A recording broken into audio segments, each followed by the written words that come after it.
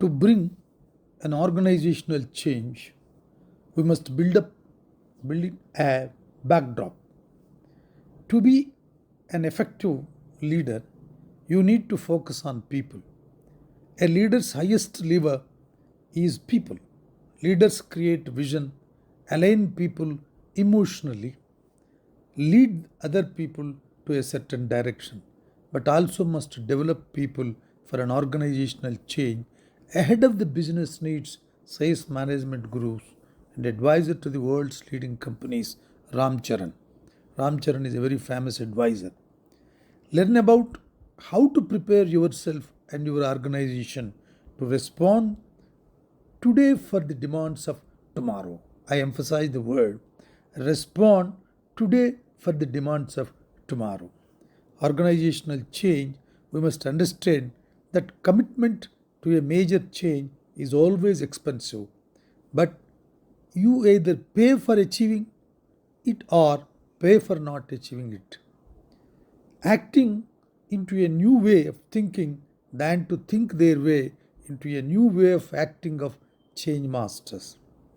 Organizational change at its implementation, focusing on economic growth, specification and attainment of profitability targets and entrepreneurial behavior. This talk we will discuss three methods of introducing change in an organization because as we have already discussed, if you do not change, you will face the cost of not changing in the organization. How to bring a change from the traditional setting or the available setup, because people give a lot of resistance, managers do give resistance. So let us discuss these points now. Introduction.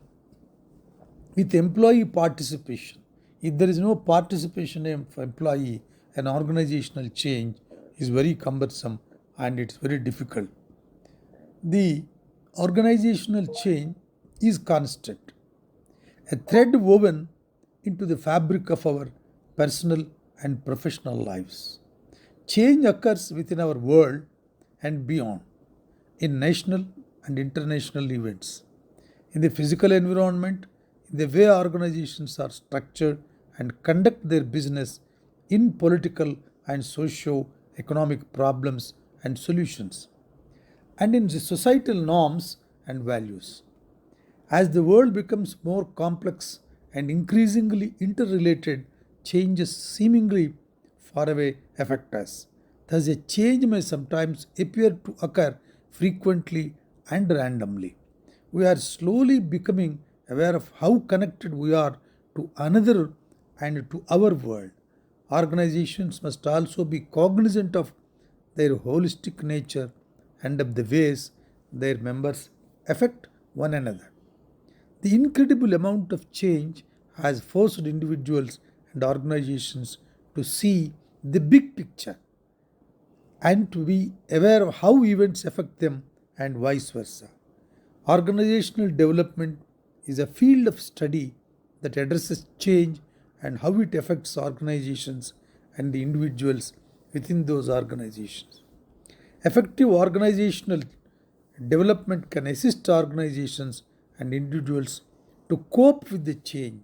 Strategies can be developed. Organizational development is relatively a new science and new area of interest for and the professions. While the professional development of individuals has been accepted and fostered by several organizations for some time, there is still ambiguity surrounding the term organizational development. The basic concept of both a professional development and organizational development is the same. However, with an essential difference in focus. Professional development attempts to improve an individual's effectiveness in practice, while organizational development focuses on ways to improve an organization's overall productivity, human fulfillment, and responsiveness to the environment. That is what very great management gurus have summarized. The goals accomplished through a variety of interventions aimed at dealing with specific issues. One specific OD strategy is team building will be examined. The strategy, if institutionalized effectively, can reduce the need for outside consultants. It is important to include a chapter on organizational change and development in this manual to address issues within the larger frameworks that exist for most judicial educators. Change affects every individual and every organization. Hence, every organization should have a team of keen observers who can formulate, who can study, who can analyze their organization, where it is drifting from the common goal, where it is going straight away, and what is the change in the contemporary industrial atmosphere or social atmosphere, how the response has to be built within the faculty, the available faculty in the organization has to be utilized, because if you depend upon totally outsiders, certain subtle points which are available in the organization may not be grasped by the outside consultants. Hence, it is inevitable that there must be important participation not only by the organizational employees but the intellectual bench or the crux or the core keen observers or analyzers available in the organization, so that they can give you a clear picture and where we have to be strong, where we have to be coercive, where we have to be soft in making a path for change.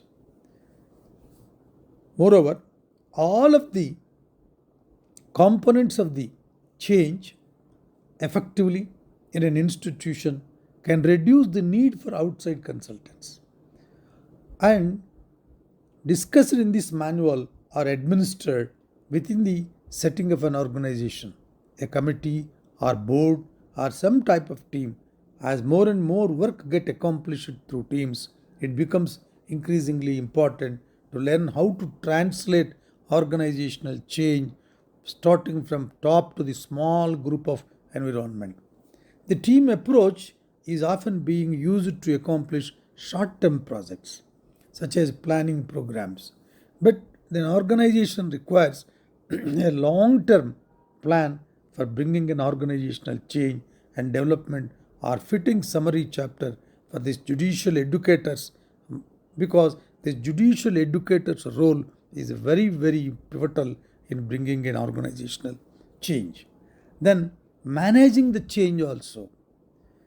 See, you are ready to bring the change, you are acceptable, you are mentally acceptable for bringing a change into organization, but how to implement it, how to manage it, these two are also very, very important.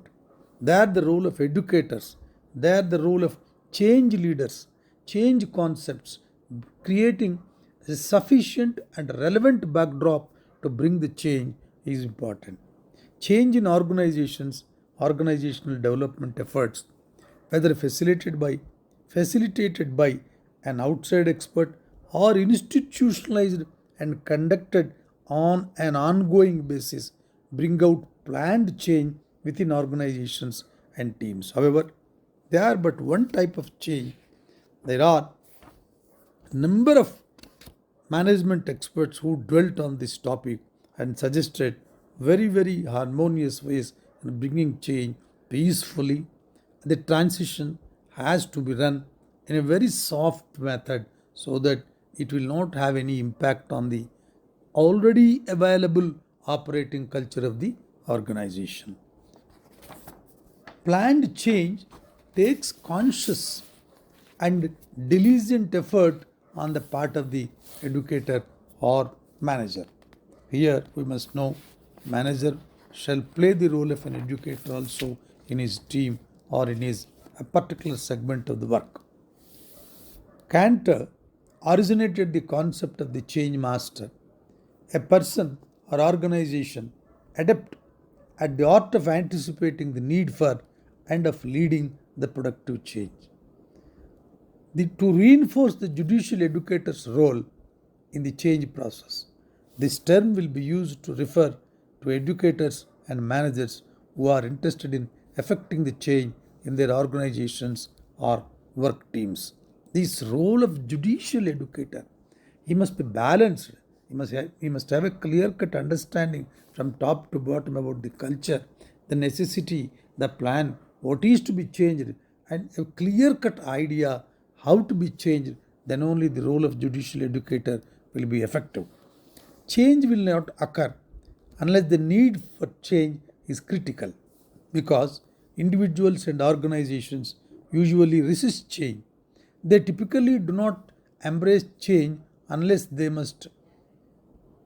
Consultant describes pain drives change, pain occurs when people say the price of being in a dangerous situation for missing a key opportunity. As such, change is needed to relieve the pain. According to the perspective, change will not occur just because it is a good idea. It will only occur when the pain of an individual or an organization is sufficiently high to justify the difficulties of assimilating a change. Therefore, a change master must focus on the absolute need for the organization to change rather than simply on the benefits of the anticipated change. Effective change masters understand this, and they then assist others in recognizing that the organization has no choice but to change. The organization cannot afford to maintain the status quo. Change is simply that critical. If the organization do not respond to the change, it will have a decay. It cannot sustain, it cannot compete in the competitive environment of the present day. Planning for change and before embarking on an organizational change initiative, it is wise, it is wise to carefully plan strategies and anticipate potential problems. One useful method of planning comes from an early researcher on change, Kurt Lewin, who developed the concept of forced field analysis. The term describes analysis that is deceptively simple, can be used to help a plan and manage organizational change. Levin believed that behavior within the organization was a result of dynamic balance of two opposing forces. Change would only occur when the balance shifted between these forces. The driving forces are those forces which positively affect and enhance the desired change. So, change in two major ways. Within equilibrium, the equilibrium shall not be changed. The harmony shall not have an effect. These, Without bringing these two forces into harmony and balancing in a very effective way, bringing change in a major way will become very difficult. Two major ways as a way of individuals to scan their organizational context. The context must be defined, the context must be explained, the context must be debated, the context must be discussed, and see that is transmitted down to the lowest level. They feel the change is required in the organization. Brainstorming and predicting potential changes in the environment as a tool of implementing change. The use of force analyzing is similar, offering a way to systematically examine the potential resources that can be brought to bear an organizational change and the restraining forces that can be anticipated. The advanced planning and analysis assists in developing strategies to implement the desired change. An example may help illustrate this point. An educator wishes to introduce a computer class for a particular group. In role as a change master, he will face lot of resistance. Most are presently obtaining the necessary equipment, and the basis they will have lot of questions. All these questions of resistance have to be answered politely, patiently, and peacefully. Otherwise, the process of implementing change will become very difficult. Restraining forces may include the following: have limited time for attending additional courses. They appear to be intimidated by several new inventions, new systems brought into the company or an organization which are not properly understood by the workforce available from top to down managing structure. The process of a change, a method of such a force field analysis is the beginning step for any planned change. There are many different models for the change process in the literature. The following is very simple, straightforward. Delineate three steps. We must delineate our plan into three steps. That is, the assessment of the current scenario, the creation of a preferred scenario, designing a plan that moves the system from the current to the preference scenario. It is evident that the emphasis on both planning and assessment, and once the need for change has been determined and established, one follows the steps of a model in sequence. While these steps could each examine in detail, only step 3 will be discussed in an in depth manner, that is, designing a plan that moves the system from the current to the preferred scenario. Here, the lot of planning is required. What is the preferred scenario? It must be explained clearly from top to down. Assessment of the current scenario can be accomplished through a mechanism such as force field analysis. It provides necessary information on the forces that can facilitate the desired change and the forces that will resist and deter the change. Creating preferred scenario is often accomplished through team effort and brainstorming and developing alternative futures. While the need that participation change is clearly compelling, devising a plan for moving from the current to the preferred scenario includes the strategies and plans that the educators and managers must develop. The first strategy in implementing a change would be to collect as many of these power tools as possible. As this occurs, individuals can plant seeds of support for the planned change. This is particularly important in helping others to see critical need for the planned change. It may be possible to plant these seeds before sponsorship of the change is sought, so that the sponsor feels that he or she is proactively responding to a critical need. Another most powerful weapon is the strategy is to package the change. What is this packaging of a change? In a way that makes it less threatening and therefore easier to sell the idea to the entire workforce. For instance, it is easier to implement change of a product or a project when it is conducted on a trial basis, reversible if it does not succeed, done in small steps, familiar and consistent with past experience, fit with the organization, current direction. The packaging should be completed prior to submitting the OD effort to the designated change sponsor. Although that person needs to be involved in further assisting the packaging and selling of the planned change. This package plays most pivotal role in bringing an organizational change. Effective change masters use their informal networks and deal with any concerns and questions of the supporters individually rather than informal meetings. Pre meetings can provide a safer environment for airing concerns, opportunity to trade some of the power tools is that he or she has acquired to generate support.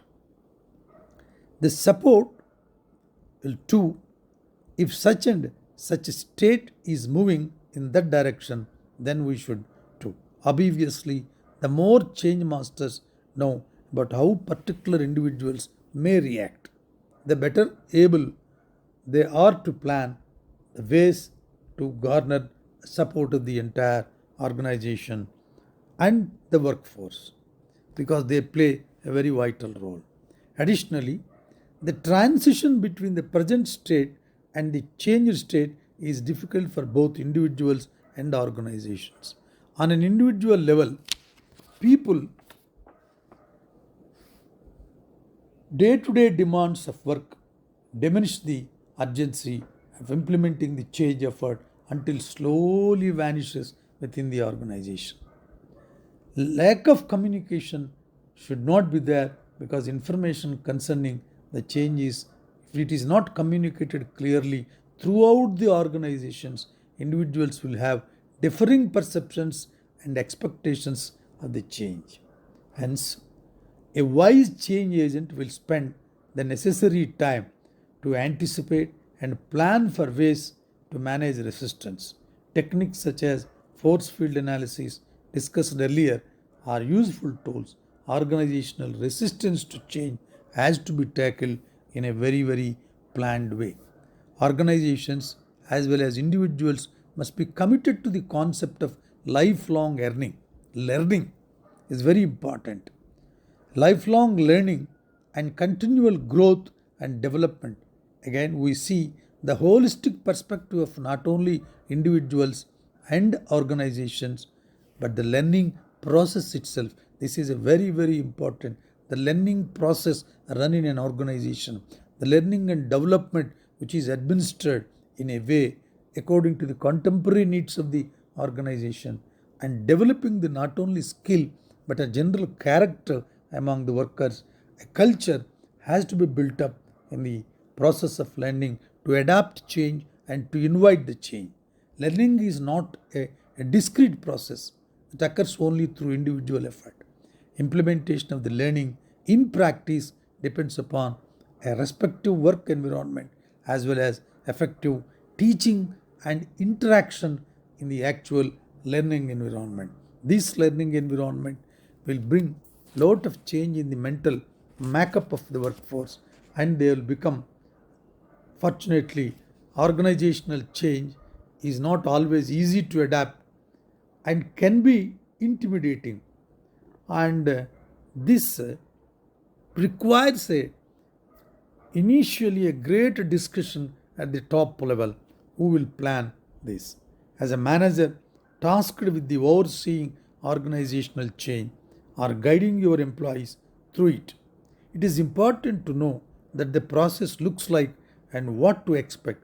Change, although challenging, can be a major opportunity for growth and career advancement so long as you know how to approach it. Hence, it is very essential to build up initially a backdrop for change, an atmosphere for change, a responsiveness and readiness from top to bottom. The entire workforce is necessary to bring a change. Thank you.